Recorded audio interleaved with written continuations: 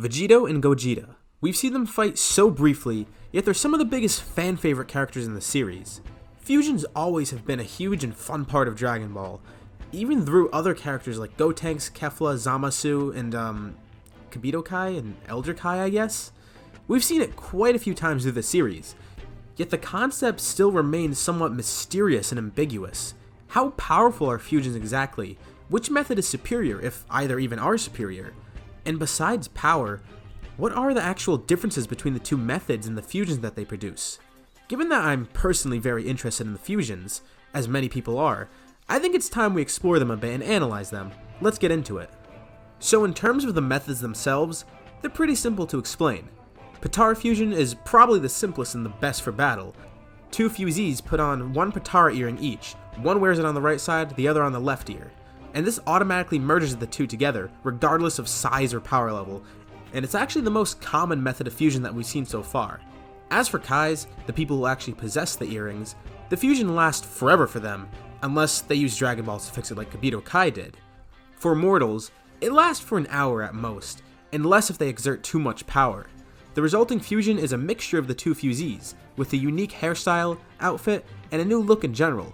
And of course, a new name to come along with those. For the fusion dance, the Metamoran method, the two fusees do a dance to fuse, but this method can lead to a very weak fusion if the dance isn't done properly. You'll either get the skinny version of that fusion or a fat version of it. The fusees must also be of a similar size and power.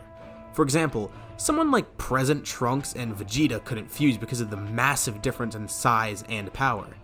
The fusion results in a new character wearing Metamoran fusion clothing this time, a vest, some baggy white pants, and the blue sash.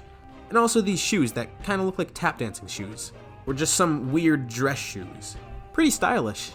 So that covers some differences, but not a lot, that's just the obvious stuff. That's just covering the techniques themselves, but what is actually different about them other than that? Since the methods are different, doesn't that mean they have different results? Well, yeah, and no. It's weird to explain. Different aspects are kinda similar, but then other ones are vastly different. But while it's weird to explain, that's kind of the point of this video, so of course I'm going to be doing that. Two of our best sources of info in this video are Vegeto and Gogeta. Now, I'm not playing favorites here. Well, to be fair, these two are my two favorite fusions, but it's just that these two are unique because they're the fusions of the same duo, just with different methods. While we've seen other fusions before, like Kefla, Gotenks, and everyone that I listed earlier, we've never seen the same duo of characters fuse with both methods. We've yet to see a Potara fusion of Goten and Trunks, and of course we haven't seen a fusion dance of Kale and Caulifla. And no fusion dance merge Zamasu, of course. I mean, that would kind of look pretty funny. These two will actually let us compare what's different between the two methods, because they're the same duo of people, but still give different fusion results. One thing I'd like to cover is personality, which I find pretty interesting when talking about these two, so let's get into that first. It may not seem like it at first, but yeah, these two guys have pretty different personalities, even though there are a few big similarities between them. Vegeto is often seen as cocky. He's very arrogant and he loves to taunt his enemies. He likes to play around and he talks a lot of crap during fights. We've seen him for longer than most other fusions, so it's pretty easy to see this. He's as close to a fully fleshed out character that we'd ever get in terms of fusions. Just look at how he treated Boo, or even just how he fought with Zamasu. I'm sure if I were to break down every scene with him, half the time you just see him with a shit-eating grin on his face. He's so smug all the time. I honestly love it. Gogeta, on the other hand, he's pretty similar, but different at the same time. Well, at least for the canon version of him in Dragon Ball Super. I'm not going to really be talking about Z Gogeta or GT Gogeta for that matter. I mean, yeah, they're pretty cool, but I want to compare the canon versions because that's the best source of info we got, so sorry GT Gogeta and Z Gogeta. We knew you so little. Oh, and also, to be fair, Fusion Reborn Gogeta only has 2 lines, and he's in there for like a minute or two, so there's not really much to cover for him. Yeah, he is a little arrogant, but he knows when to get serious. And he does not mess around once he steps things up. He started fighting Broly while kinda toying with him, playing around in base and then going to Super Saiyan. But then he started powering up to the point where he was way more advantage, and then he went blue, which was just way too much Broly to handle. And you saw him there, he was destroying Broly and was probably going to kill him. He showed no mercy. And obviously, he does enjoy fighting. You can see him smirk throughout the entire brawl with Broly, and you could tell that he's enjoying it. Even throwing off a couple one-liners, but after he goes blue, he doesn't really talk at all, and he starts to take it really serious. Although, he looks like he's enjoying it there too. I mean, why wouldn't he? He's more serious than Vegeto, but enjoys himself sometimes, and is equally as smug. Look at this smirk. It's great. While we're on the topic of personality, let's cover an interesting theory about the two fusions: dominant personalities. We don't know for certain if fusions have their own unique personalities or some mix of their fusees, but there's a lot of stuff that point towards the latter. It seems that one personality is dominant over the other in each fusion method. The names and voices probably show this the most and are really the only solid evidence we have. Take a look at Vegeto. The name begins with Vegeta's name, which might mean nothing, but it's a mix of Vegeta and Kakarot. I know, the English name doesn't really make sense because Kakarot doesn't have an O at the end of it like in the Japanese version, but the manga actually calls him Vegerot, which actually kind of makes more sense. But at the same time, I feel like it kind of sounds stupid, so yeah, I'm kind of glad they stuck with Vegeto. Anyways, while his name is that, Gogeta's begins with Goku and is a mix of Goku and Vegeta. What's the point of me even saying this? Well, it supports the personality theory. Vegeta calls Goku Kakarot, obviously, and Goku just refers to himself as Goku. So with Vegeto, Vegeta might be the more influential personality because he's calling part of himself Kakarot, while with Gogeta, it's the opposite. Also, listening to their voices gives a good look at it. I can't really play it in the video because it would most likely get copyrighted and taken down by YouTube, but if you listen, each fusion kind of has a dominant voice, especially when they scream. I can't speak for other dubs, but in the original Japanese sub and the Funimation dub, you could hear this kind of cool effect. Vegeto sounds more like Vegeta, while Gogeta sounds more like Goku. The respective voice actor's voice is louder than the other in terms of those fusions. I suggest checking out Vegeto Blue's debut and Gogeta's fight with Broly, because in their screams you could really hear it well. It's a nice little touch that kind of supports this. So yeah, other than physical looks, fusions actually do seem to have other different traits as well. At least, going off Vegeto and Gogeta, we can see this. But there's one more thing that I obviously need to talk about, which is actually pretty controversial. It's their power. Are the two methods equal? Is one better? Well, it's really confusing, especially in recent years, but it's still worth looking into. Originally, the only true direct reference we got to this is Elder Kai in the Buu Saga.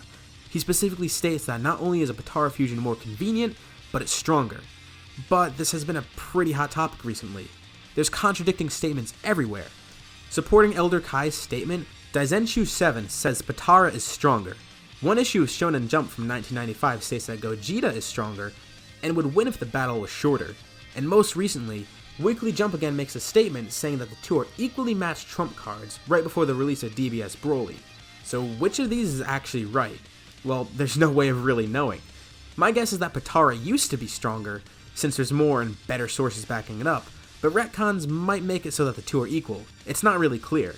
We've never seen the two fusions in the same arc, only different arcs, so we can't compare their power. The only thing we have to go off of is video game material or Dragon Ball Heroes, which, needless to say, isn't a good kind of source for that stuff. We're talking about canon here, which, like before, is why I said I'm not mentioning GT Gogeta or Fusion Reborn Gogeta, even though I love both of them. And then the big thing, the multipliers. Oh my god, the multipliers. Someone in Dragon Ball could sneeze and people would be asking what the multiplier of that was. So I think I'm going to be playing with fire here and my comment section is going to go livid. This is where the sources get even weirder in terms of what they say.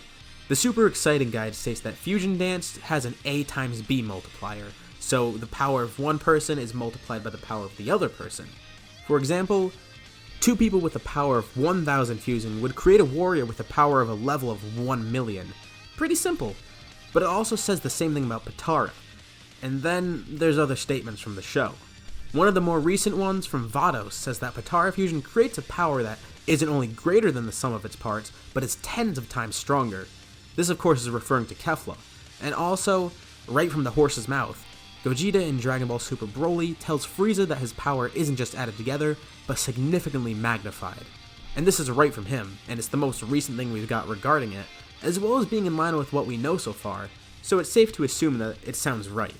Neither of those give an accurate multiplier though, if one even exists, but they do at least tell us that the current fusion seems to have a power that is multiple times stronger than the sum of its parts. There's also the rival boost, which is a boost in power that Vegeto got because his fusees were rivals. It's never really explained, but apparently that also stacks another huge power boost on top of the one they're already getting. And maybe there's more like it. I've even theorized about it in some of my what if videos.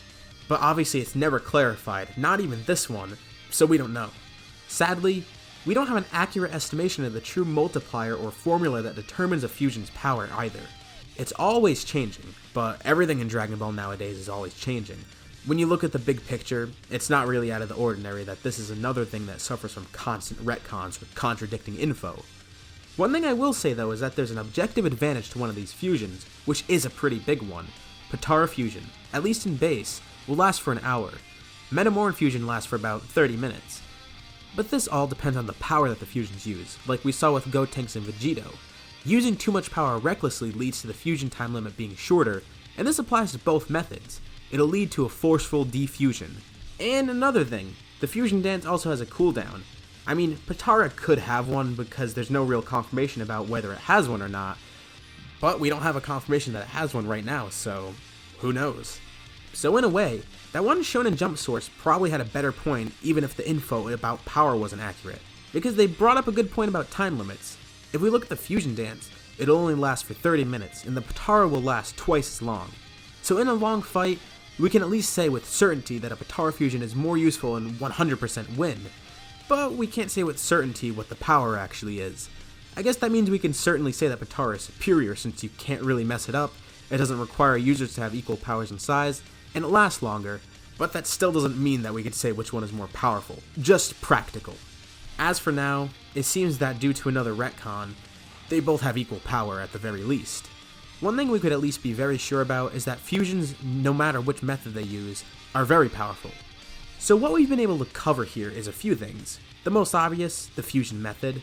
I mean, it's pretty clear that Potara is the superior method due to convenience and the fact that it lasts longer and you can't screw it up. But in terms of power, they're probably equal. And yeah, people will say that Gogeta Blue is stronger than Vegeto Blue because of his feats.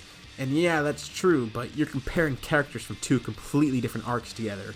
Of course, the newer one is going to be stronger. We don't know what a hypothetical Goku Black Saga Gogeta or Broly movie Vegeta would be like in terms of power, it's all hypothetical. As for their personalities, there's actually a lot of stuff that suggests that fusions are more different than we think. Even if they do end up being equal in power, they're not equal in terms of personality. It seems that each method creates its own unique outcome, which is pretty cool. That means with two characters, we essentially get a buy two, get two free deal, where we get the other two characters with them. What an amazing deal. It's like a deal you'd see on Goku Black Friday. Please don't get mad at me for that joke, I'm begging you. I had the perfect opportunity for it and I wanted to do it. So what do you guys think? Do you think one fusion method is stronger than the other? Which one do you like better? Who is your favorite fusion? My personal favorite is Vegeto. Leave all your thoughts below in the comments section.